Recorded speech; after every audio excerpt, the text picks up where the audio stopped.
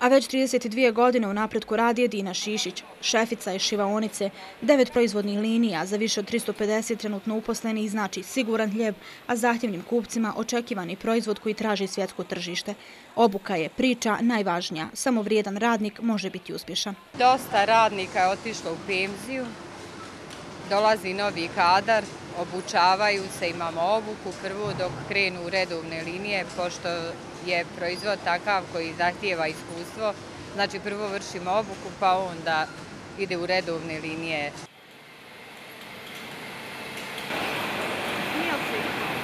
A problem izgleda trenutno nije tako složen. Svjetski brendovi čekaju svoje isporuke. Zbog napretka tvrde i svijet je u tešnju.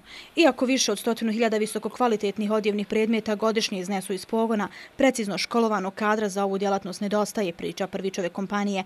Mogao bi obrazovni sistem, kažu, proizvoditi odgovarajući kadar, jer recept za uspjeh je u ljudima. Prije svega je domaćinski pristup. Ja uvijek polazim od toga da se mora biti domaćinski pristup i ono što je najbitnije, vjerujte mi, to kad kažem, nije samo puka riječ, ono što ja vjerujem i što mislim, sve u ovim ljudima iza mene.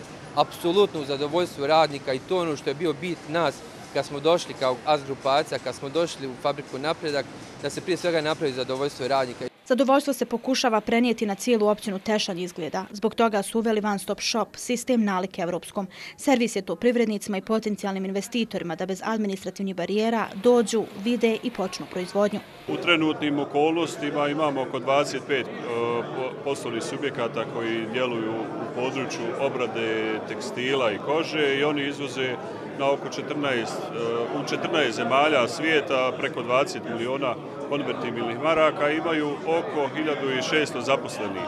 Prisutan je stalan rast i u ovom području, dakle u ovoj oblasti i iz godine u godinu sve prisutniji kvalitet tih proizvoda koji se nude širom svijeta. Jer cilj je postati najveći razvojni i proizvodni centar tekstila jugoistočne Evrope, kažu. Odjenuti svijet u domaće modne linije.